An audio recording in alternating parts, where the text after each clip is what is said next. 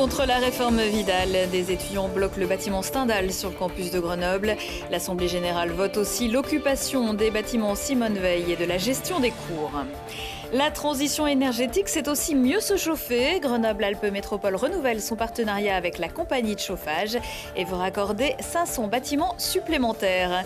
Et puis, retour sur quelques événements du week-end avec le festival de BD de l'Alpe d'Huez, le 30e anniversaire du derby de la Meige et l'équipe de France de hockey sur glace victorieuse à Pôle Sud.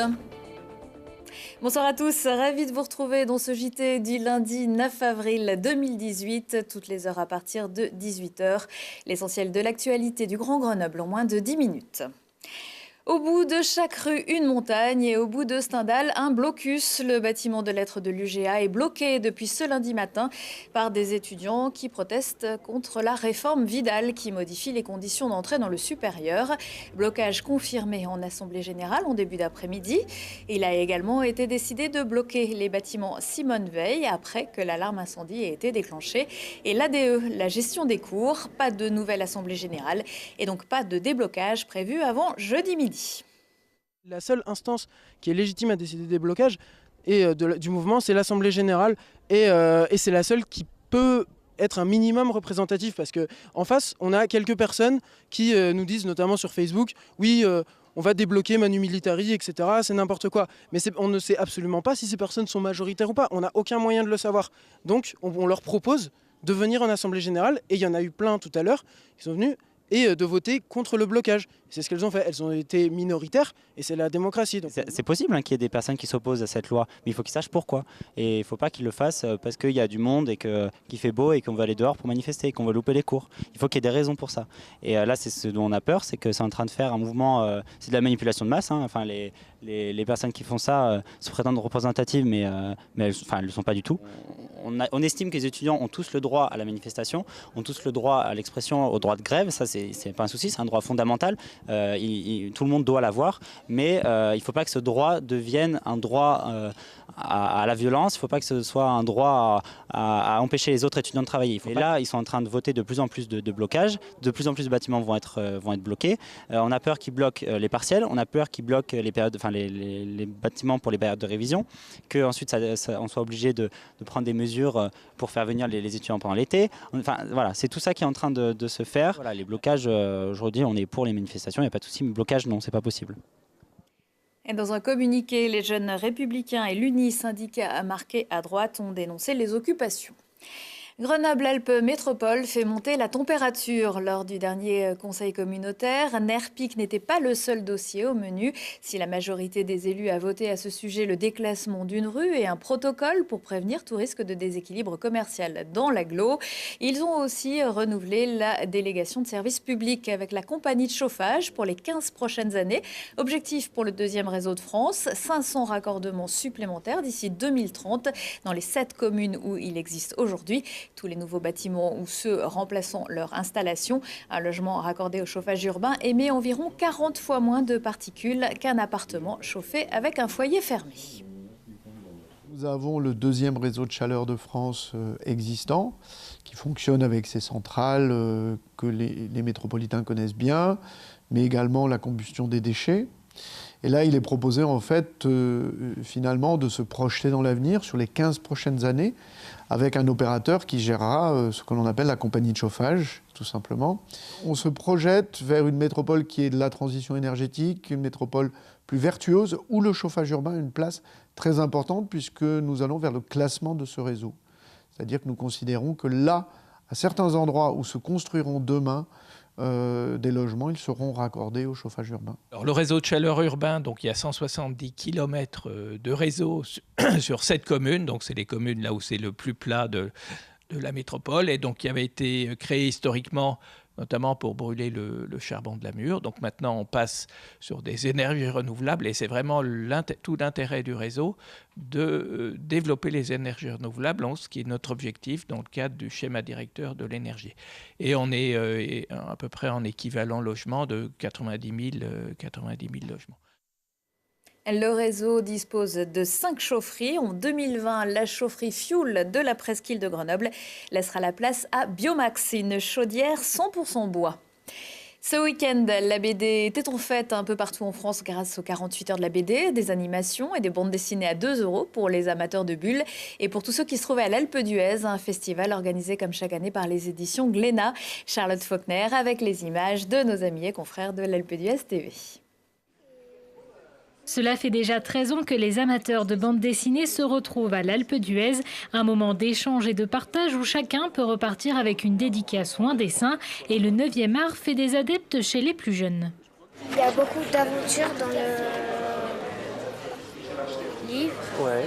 Et après, il y a des moments où c'est bien, il y a des moments où c'est pas très très drôle. Et il y a des moments où c'est trop bon. Du côté illustration et dessin, ce sont également les enfants les plus créatifs. C'est chouette parce qu'on voit déjà qui c'est qui nous lit et puis aussi ce qu'ils ont envie. Parce que moi, je demande toujours un peu pour le dessin, qu'est-ce qu'ils aimeraient. Parfois, les tout petits sont plus imaginatifs parce qu'ils ne connaissent pas l'univers du personnage. Donc là, j'ai eu une demande d'un petit garçon qui m'a demandé de dessiner Frankie Snow qui était poursuivi par un crocodile tandis qu'il faisait du quad. Pour organiser ce festival de bande dessinée qui se veut familial, l'éditeur grenoblois Glénat était de la partie.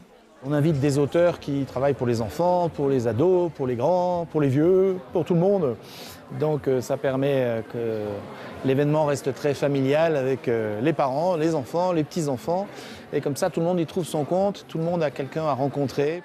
Autre gagnante de la journée, Liouba, 13 ans, qui remporte le concours Dessine des montagnes et repart avec une paire de skis de la fabrique du ski à l'effigie de son dessin. J'ai dessiné la piste de bobsleigh qui est sur l'Alpe d'Huez et qui a été utilisée aux Jeux Olympiques. C'est super, c'est génial. Festival de BD oblige, Liouba est également repartie avec son poids en BD offert par l'éditeur Glénat.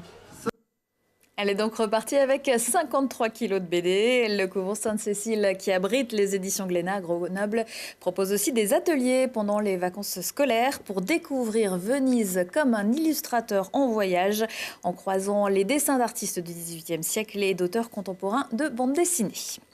On n'a pas tous les jours 30 ans. Ce week-end, le derby de la Meige s'est offert un anniversaire sous le soleil et dans une neige exceptionnelle. C'est l'événement freeride des bon enfants que tout le monde attend à la fin de la saison. Et à sa création, le 17 mars 1989, ce sont 64 coureurs qui prenaient le départ de cette course. Cette année, ils étaient plus de 800 fous furieux de 16 à 74 ans et de 27 nationalités dans les starting blocks au sommet du dôme de la Lose. En ski, en snowboard ou en tout objet glissant plus ou moins identifié, l'objectif c'était d'arriver entier à l'arrivée 1800 mètres plus bas et si possible le plus rapidement possible. L'esprit du derby, c'est on s'amuse, on prend de la vitesse, on s'éclate entre potes et ça c'est le derby.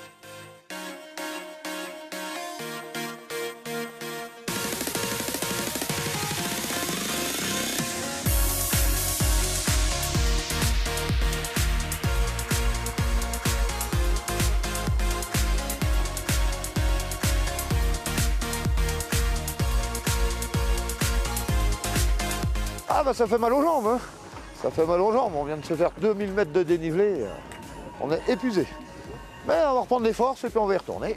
Beaucoup d'émotions pour ce 30e derby, parce que quand même, on a eu 30 ans de réussite, et c'est magique, 30 ans de fête, 30 ans de belles histoires, de tous les riders qui viennent de la planète entière.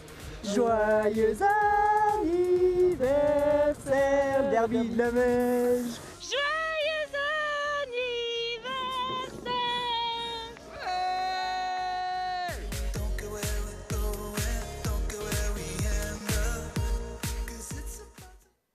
Le plus rapide à descendre le derby de la Meige l'a fait en 6 minutes, 5 secondes et 79 centièmes. La championne du monde de snowboard, la Champ-Roussienne Marion Aerty, est arrivée 5e.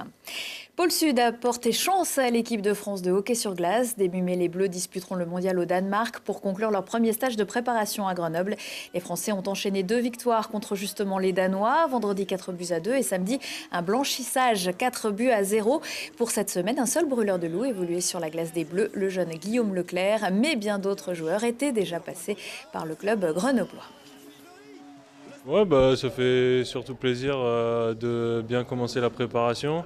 Hier, on avait eu un peu de mal à se mettre dans le match et on avait très bien fini. Et je pense qu'aujourd'hui, on est resté sur la même lancée. On a joué sérieusement, surtout défensivement. On a essayé de prendre pas trop de pénalités, ce qui est un peu notre péché mignon en règle générale. Et on a bien défendu. Et puis, c'est une belle victoire pour nous et une belle fin de première semaine de préparation. Quand on gagne 2 matchs contre notre adversaire de la semaine, c'est toujours encourageant, et notamment les Danois qui préparent le mondial chez eux. Donc c'est encourageant, mais on a encore du travail à faire. C'est pas fini, là, c'est la première semaine. Je pense qu'il y avait un peu moins de rythme qu'hier. On a été un peu plus de réussite. Donc 4-0, je pense pas que ça reflète réellement le match, mais c'était un bon match de notre part. Donc je pense que c'est un bon résultat. J'aimerais beaucoup continuer l'aventure. On a déjà parlé un peu aux joueurs? Non, pas du tout, je n'ai pas eu d'informations. Prochain stage pour l'équipe de France à Cergy avec 2 rencontres programmées contre la République tchèque les 13 et 14 avril. Belle opération du FCG vendredi soir au Stade des Alpes. Pour son dernier match de phase régulière à domicile, Grenoble s'est imposé 46-23 contre Aurillac, empochant par la même occasion le bonus offensif. Ça n'était pas arrivé aux Grenoblois depuis le 24 novembre face à Colomiers. La prochaine rencontre, ce sera dimanche à Angoulême. Prochain rendez-vous avec l'actu dans 1 heure et en replay sur telegrenoble.net. Très belle soirée à tous.